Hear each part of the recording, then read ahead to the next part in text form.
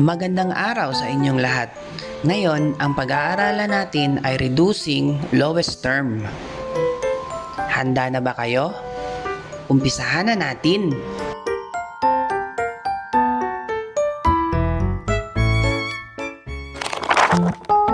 Ang topic natin ngayon ay lowest term or simplest form. Paano nga ba natin ma-simplify ang number into lowest term? Ang gagawin natin, kukunin natin ang GCF ng numerator at ang GCF ng denominator and i-divide natin. Kung nakalimutan mo paano kunin ang GCF, panoorin mo ang video na to. Ilalagay ko ang link sa ibaba. Kung kukunin natin ang GCF ng 4 at saka 6, ang GCF nila ay 2. So, ang 2 ang i-divide natin sa 4 at saka sa 6. 4 divided by 2 is equals to 2. And 6 divided by 2 is equals to 3. So, ang lowest term ng 4, 6 ay 2/3.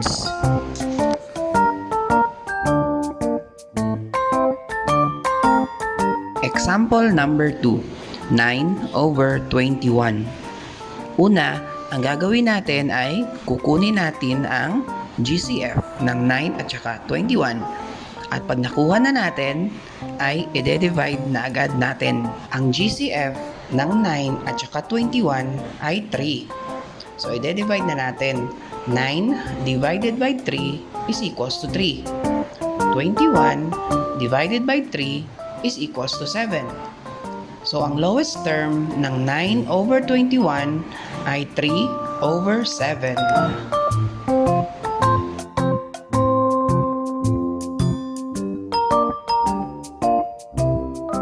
Example number 3, 12/60.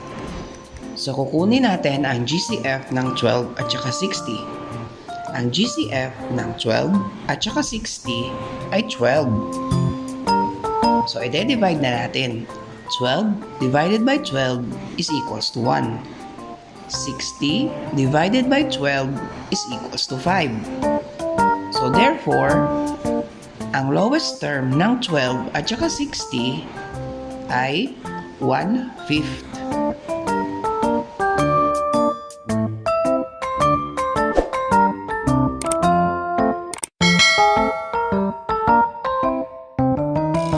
Example number 4, the lowest term of 20/45. Una, hanapin natin ang GCF ng 20 at saka 45. Ang GCF ng 20 and 45 is 5. Tapos, i-divide na natin. 20 divided by 5 is equals to 4. 45 divided by 5 is equals to 9. So, therefore, ang lowest term ng 20 and 45 is 4/9.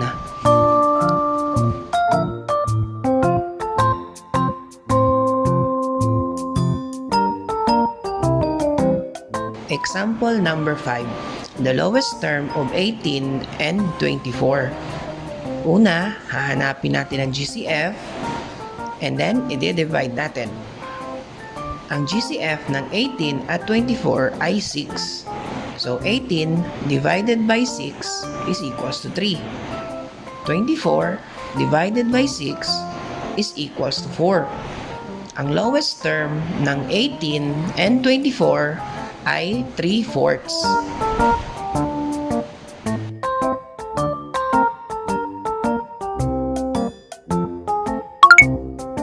Subukan mo naman ngayon ang iyong galing. Para sa number 6 at number 7, ikaw naman ang sasagot. Isulat ang iyong sagot sa 1/2 crosswise. Salamat sa iyong pakikinig. Sana ay meron kayong natutunan sa ating bagong aralin ngayon. Hanggang dito na lang. Paalam!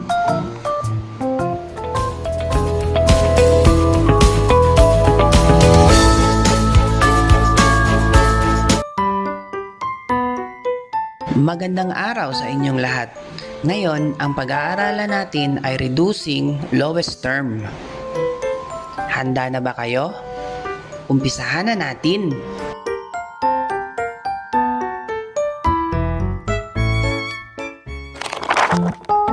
Ang topic natin ngayon ay lowest term or simplest form. Paano nga ba natin masimplify ang number into lowest term? Ang gagawin natin, kukunin natin ang GCF ng numerator at ang GCF ng denominator and i-divide natin. Kung nakalimutan mo paano kunin ang GCF, panoorin mo ang video na to. Ilalagay ko ang link sa ibaba. Kung kukunin natin ang GCF ng 4 at saka 6, ang GCF nila ay 2. So, ang 2 ang i-divide natin sa 4 at saka sa 6.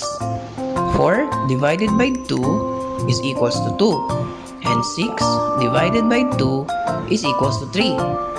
So, ang lowest term ng 4, 6 ay 2/3.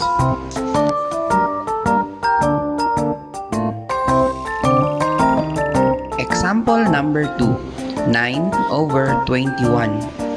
Una, ang gagawin natin ay kukunin natin ang GCF ng 9 at saka 21. At pag nakuha na natin, ay i-divide na agad natin. Ang GCF ng 9 at saka 21 ay 3. So, i-divide na natin. 9 divided by 3 is equals to 3. 21 divided by 3 is equals to 7. So, ang lowest term ng 9/21 ay 3/7.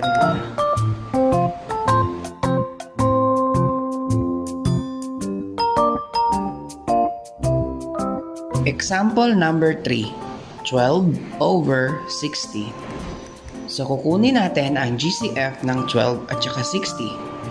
Ang GCF ng 12 at saka 60 ay 12. So, i-divide na natin. 12 divided by 12 is equals to 1. 60 divided by 12 is equals to 5. So, therefore, ang lowest term ng 12 at saka 60 ay 1/5.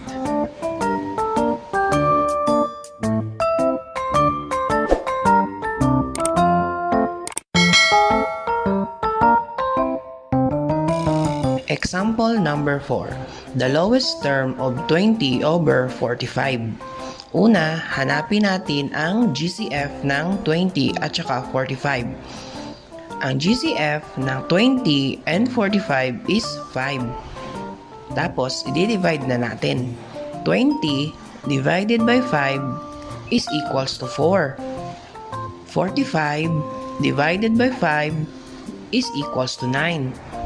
So, therefore, ang lowest term ng 20 and 45 is 4/9.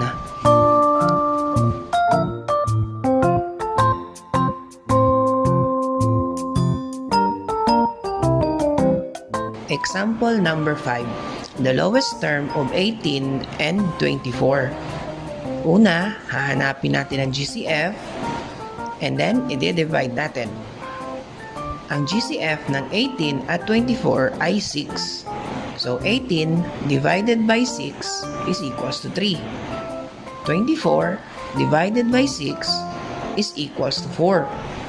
Ang lowest term ng 18 and 24 ay 3/4.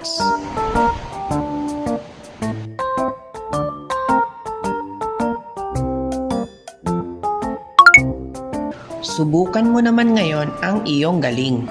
Para sa number 6 at number 7, ikaw naman ang sasagot. Isulat ang iyong sagot sa 1/2 crosswise. Salamat sa iyong pakikinig. Sana ay meron kayong natutunan sa ating bagong aralin ngayon. Hanggang dito na lang. Paalam!